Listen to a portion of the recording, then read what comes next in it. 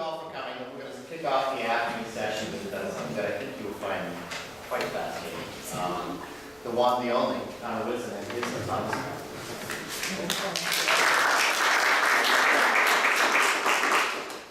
Welcome everyone to my presentation. My senior project was the successful design and creation of an autonomous car. But what does that mean? Well, autonomous is very similar to automatic or automaton. It means something that is able to act on its own without outside interference. So in the case of an autonomous car, it is able to drive all by itself. Now, the cars we drove to school with today are most certainly not autonomous cars. They might have the fancy technology of adaptive cruise control or the automatic parallel parking, but they still require you as a driver to be behind the wheel to make decisions. A fully autonomous car is one that requires no human interaction at all to work. Once they are told to go, they do everything else on their own, so you either sit back and text on your cell phones. So this is the sort of car I chose to make for my project. Now, unfortunately, I did not have the time or the resources to turn my Toyota Camry into an autonomous car. That's a billion-dollar industry that you can't do in 2 months. So instead, I took our remote control car and I've given it intelligence and self-driving capability. And as you will see at the end of the presentation, it is able to complete a racetrack with no humans doing anything at all. So, how do I do this? There are 3 things required for an autonomous car. The first, there must be a body. There must be something to make, there must be some car to make it autonomous, because otherwise it wouldn't be an autonomous car. Second, there must be a brain. There needs to be something making the decisions to tell the body where to go and what to do. And thirdly, there must be eyes. There must be something that is telling the brain, giving the brain information so that it can make good decisions. So, for my body, I repurposed an RC car I found in my garage. The reason for choosing a remote control car as opposed to potentially building the car from scratch is the RC car already has a body on it that I can just use for my purposes. It has a chassis to use to mount my hardware. It has wheels to move the car, and it has motors to drive the wheels. Also on an RC car, there's an RC circuit, which is what connects the motors to the remote control. I did not need this in my car, so I could just throw it in the trash. So for my brain, I used an Arduino. This is a development board for a microcontroller. Essentially, it is a mini computer. I was able to write code for this Arduino, and then that code would be executed, and it would do the various things that I required it to do.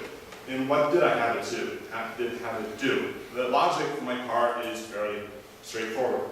I would take distance readings from the left and right side of the car 3 feet out from where it is now. So essentially looking at where the car will be in 3 feet. Now, if there's no obstacle in front of it up there, then the car can just go straight ahead. Otherwise, the car will turn away from an obstacle. Now, if it gets too close to any object, it will just back up and try to go somewhere else. The code that I programmed to do this was written in a form of C++. It took me 272 lines of code. And this code reads from the sensors and controls the motors and tells them like the direction of spin and how fast you move. Now, to connect the motors to the Arduino, at first I thought it was just as easy as plugging the motors into the board. This is unfortunately not the case. It required a motor driver to interface between the two. Now, motors work by having the speed and direction of the motors controlled by the polarity and amount of voltage applied to it. The Arduino is not capable of sending out different voltages, so it will only be able to run the motors at a certain speed. But the motor driver is able to receive logic input from the Arduino, and it can then convert that into varying voltages, which will be able to control the exact speed and direction of the motor.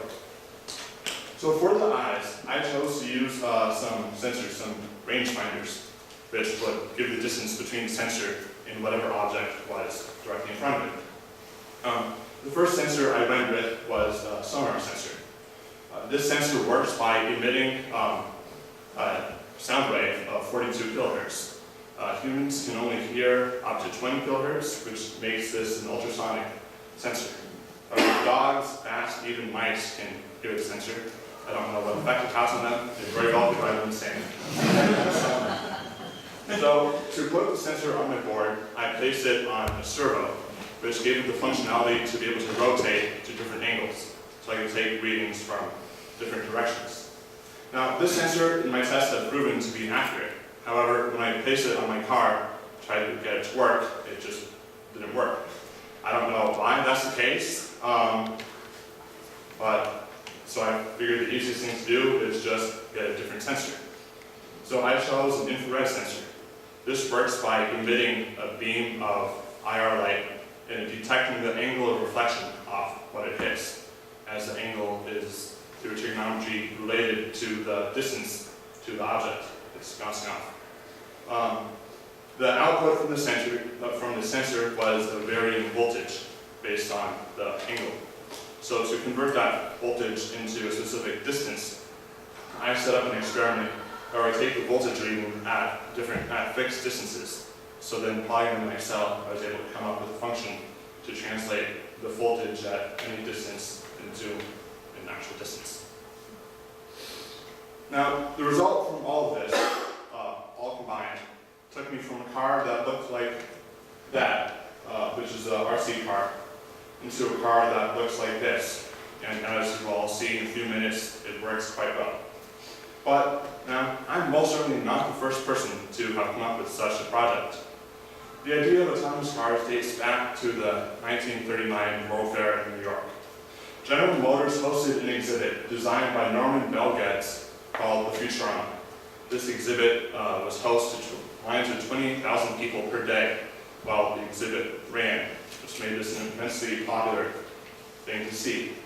The purpose of this exhibit was a vision of the faraway years in 1960, and what society could one day be like.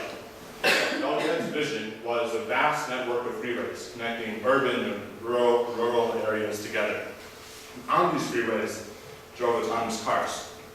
The idea was that the roads were lined with electromagnets, which would give the cars direction and speed to drive down. So these allowed the cars to move at much faster speeds than they were currently capable of going, while being much safer than current automobiles. Well, come the 1960s, this vision did not pan out, unfortunately. But in the past decade, huge advances have been made into the field of autonomous cars. The government's DARPA, which is the Defense Advanced Research Projects Agency, hosted a trio of autonomous car competitions in the past 10 years. The first one, in 2004, was deemed a failure after none of the entrants got further than 8 miles down a 150-mile desert course. However, in 2005, Stanford University's car Stanley won the Grand Challenge by being the first car down a 130-mile course in the Nevada desert. Then, more recently, in 2007, DARPA hosted an urban challenge, which tested cars in an urban environment with other human drivers, and all the cars were required to follow standard traffic laws.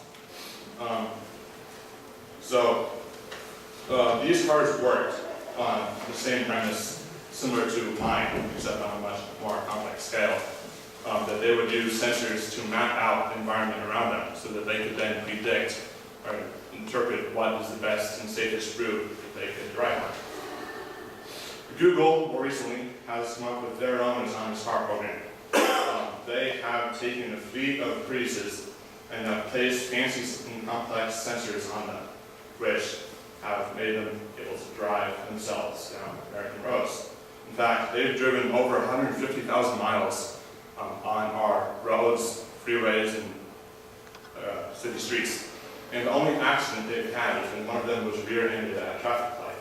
But these cars have been proven to be very safe.